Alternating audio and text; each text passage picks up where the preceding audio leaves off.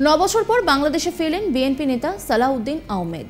রবিবার দুপুর 2:15 ঢাকার হযরত শাহজালাল আন্তর্জাতিক বিমানবন্দরে পৌঁছন তিনি। জানা যায় 2015 সালের 10ই মার্চ বাংলাদেশের রাজধানী ঢাকার উত্তরা থেকে সালাউদ্দিন নিখোঁজ হয়ে যান। এর 62 দিন পর 11ই মে ভারতের মেঘালয়ের শিলংয়ে স্থানীয় পুলিশ তাকে উদ্ধার করে। সে সময় তার কাছে কোনো বৈধ কাগজপত্র ছিল না, আর এই অপরাধে তাকে গ্রেপ্তার করা হয়। এরপর ভারত সরকারের ফরেনার্স অ্যাক্ট অনুযায়ী মামলা করে মেঘালয় পুলিশ। এরপর ওই বছরের 22 জুলাই ভারতের নিম্ন আদালতে আনুষ্ঠানিকভাবে তাঁর বিরুদ্ধে অনুপ্রবেশের অভিযোগ সিট গঠন করা হয়। এই মামলার নিম্ন আদালতের রায়ে 2018 সালে সালাউদ্দিন মুক্তি পান। এরপর ভারত সরকার এই রায়ের বিরুদ্ধে আপিল করলে তাঁকে সেখানেই থাকতে হয়। এরপর 2023 সালের 28 ফেব্রুয়ারি মুক্ত হন তিনি। এরপর তাকে দেশে ফেরত পাঠানোর নির্দেশ দেয় আদালত। আর এরপরেই বাংলাদেশের এই অন্তর্বর্তী সরকার ঘোষণা হতেই 9 বছর পর বাংলাদেশে ফিরলেন বিএনপি নেতা সালাউদ্দিন আহমেদ।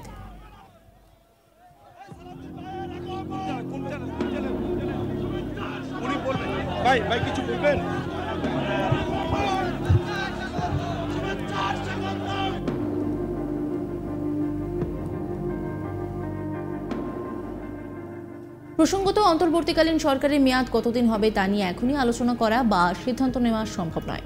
কাজে এখনই মেয়াদ করে অস্থির হওয়ার কিছু নেই। আমরা সবাই যাতে একটি গণতান্ত্রিক দেশের যাত্রা শুরু করতে পারি তার জন্য প্রস্তুতি চলছে।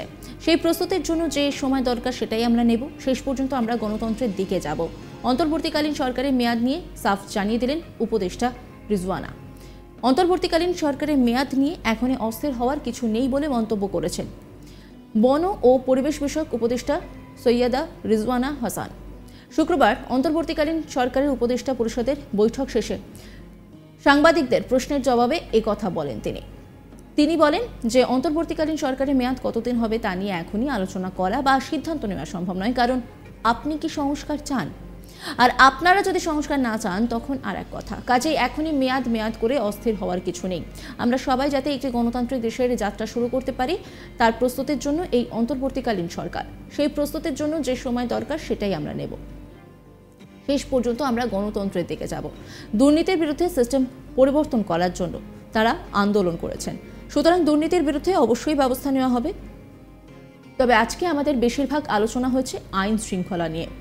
তিনি আরও বলেন, ক্ষমতা একটা গণতান্ত্রিক সরকারের হাতে পড়লে অসুবিধা হয় না, কিন্তু সরকার অগণতান্ত্রিক হলে তখন আইনের অপপ্রয়োগ হয়। তাই সাইবার নিরাপত্তা আইনের যে বিধানগুলো অপপ্রয়োগ করা হচ্ছে সেগুলো চিহ্নিত করে বাতিল করা নিয়ে বিবেচনা করা হয়েছে। এই বিষয়ে তিনি ঠিক কি বলেছেন শোনাব আপনাদের।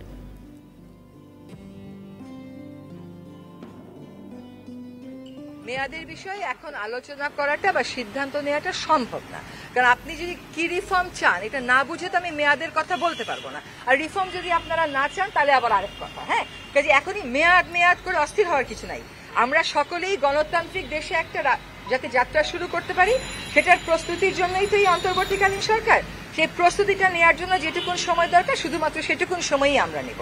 শেষ পর্যন্ত গণতন্ত্রের দিকেই আমাদের যাত্রা। শিক্ষা প্রতিষ্ঠানের কথা আপনি বলছিলেন আপা, বাচ্চারা এখন রাস্তায়, আমরা জানি যে এইচএসসি পরীক্ষাও চলছিল এবং প্রধান উপদেষ্টার কাঁধে আসলে অনেকগুলি মন্ত্রণালয়, সেখানে শিক্ষার্থী মন্ত্রণালয় রয়েছে। উনি কি সুনির্দিষ্ট করে কোনো কিছু আসলে বলেছেন যে 14.5 লাখ শিক্ষার্থী হবে এইচএসসি পরীক্ষা? উনি এটা এখন বলতে পারেননি, এটার সাথে আবার আইন শৃঙ্খলার একটা সম্পর্ক রয়েছে। ওইটাকে অ্যাড্রেস করার সাথে সাথে এটাও অ্যাড্রেস। দুর্নীতি নিয়ে কোনো কথা হয়েছে কিনা? আমরা দেখেছি বিভিন্ন সময় বড় রকমের দুর্নীতি, মানি, অর্থ পাচার, এই বিষয়ে অর্থ মন্ত্রণালয়ের যিনি দায়িত্বে আছেন উনি বলেছেন যে যত রকমের ইভিল প্র্যাকটিস গুলো আছে সেইগুলোকে যদি উনি অ্যাড্রেস করতে হয় তাহলে তো উনার অনেক জায়গাতে আপনারা জানেন পদত্যাগ ভ্যাকেন্ট হয়ে আছে। ঠিক লোকগুলোকে দিয়ে ওই জিনিসগুলো আইডেন্টিফাই করে অবশ্যই ওগুলোর ব্যাপারে ব্যবস্থা নেওয়া হবে, কিন্তু সুনির্দিষ্ট করে একটা দুর্নীতি বা একটা ব্যাড প্র্যাকটিস নিয়ে আজকে আলোচনা হয়। রাজারবাগে যেটা যাওয়ার কথা ছিল, যেহেতু আইজিপি মহোদয় এখানে এসছেন, র্যাবের প্রতিনিধি এসছেন, রাজারবাগে আজকে আর যাওয়া হচ্ছে না।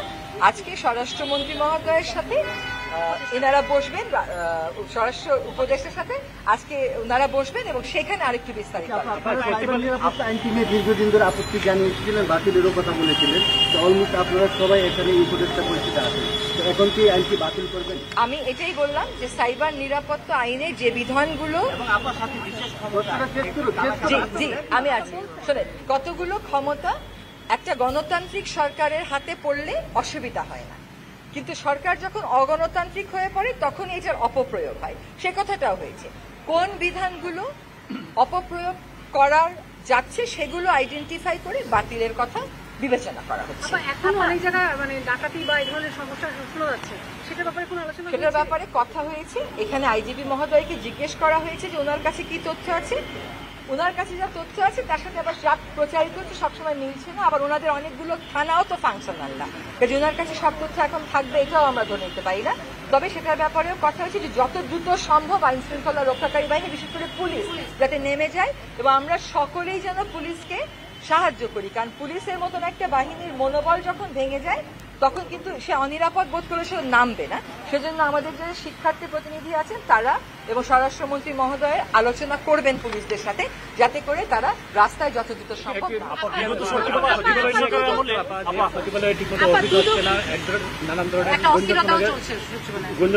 ছাত্রদের দাবি ছিল যে চুক্তিভিত্তিক নিয়োগ বাতিল করতে হবে, চুক্তিভিত্তিক নিয়োগগুলো কি করতে হবে, প্রশাসনের শীর্ষ পর্যায়ে যারা আছে তাদের বিষয়ে আপনারা কি চিন্তা? আজকে এই বিষয়ে কোনো কথা হয়নি। দুর্নীতি বিরোধী অভিযান শুরু হবে কিনা? কারণ বিগত সরকারের আমলে ব্যাপক দুর্নীতি অনিয়ম, অর্থ পাচারের অভিযোগ উঠেছিল নানা মহল থেকে, আপনারা ব্যাপকভাবে সেই জিনিসটা করবেন? আমরা একটা ভেগ উত্তর না দিই, কিন্তু দুর্নীতির বিরুদ্ধে সিস্টেম পরিবর্তনের জন্যই তো ওরা লড়াই করেছে, কাজে দুর্নীতির বিরুদ্ধে অবশ্যই পদক্ষেপ গ্রহণ করা হবে। কিন্তু এইটা আজকে বেশিরভাগ আলোচনাটাই ছিল আমাদের আইন শৃঙ্খলা এবং অর্থ আন্দোলনে ভেরি ইম্পর্টেন্ট। আন্দোলনে গণহত্যার বিচারের ব্যাপারে বলা হয়েছে যে কিভাবে বিচারটা নিশ্চিত করলে এটা স্বচ্ছ হবে এবং এই ঘটনার আর জীবনে কোনোদিন বাংলাদেশে পুনরাবৃত্তি হবে না, সেটার জন্য কোন পথে আমরা যাব, সেই পথগুলো কি, এটা নিয়ে আমরা সকলে চিন্তা করে এটার খুব সমস্যা, এটার একটা উত্তর আপনারা সহসাই পেয়ে যাবেন। কিন্তু আমরা ওইটা নিশ্চিত করব যে প্রত্যেকটা গুলির আমরা বিচার চাইব এবং এটা যেন আর না হয়, সেই রিফর্মের জন্য ওরকমই একটা স্বচ্ছ অন্তর্ভুক্তিমূলক বিচারের আমরা প্রত্যয় ব্যক্ত করি। 9 বছর পরে বাংলাদেশে ফিরলেন বিএনপি নেতা সালাউদ্দিন আহমেদ। রবিবার দুপুর 2:15 ঢাকার হজরত শাহজালাল আন্তর্জাতিক বিমানবন্দরে পৌঁছন তিনি। জানা যায় 2015 সালে 10 মার্চ মাসে বাংলাদেশের রাজধানী ঢাকায় উত্তরা থেকে সালাউদ্দিন নিখোঁজ হয়ে যান। এর 62 দিন পর 11 মে ভারতের মেঘালয়ের শিলংয়ে স্থানীয় পুলিশ তাকে উদ্ধার করে। সে সময় তার কাছে কোনো বৈধ কাগজপত্র ছিল না, আর এই অপরাধে তাকে গ্রেপ্তার করা হয়। এরপর ভারত সরকারের ফরেনার্স অ্যাক্ট অনুযায়ী মামলা করে মেঘালয় পুলিশ। এরপর ওই বছরের 22 জুলাই ভারতের নিম্ন আদালতে আনুষ্ঠানিকভাবে তার বিরুদ্ধে অনুপ্রবেশের অভিযোগে সিট গঠন করা হয়। নজর রাখুন আজ তাক বাংলায়।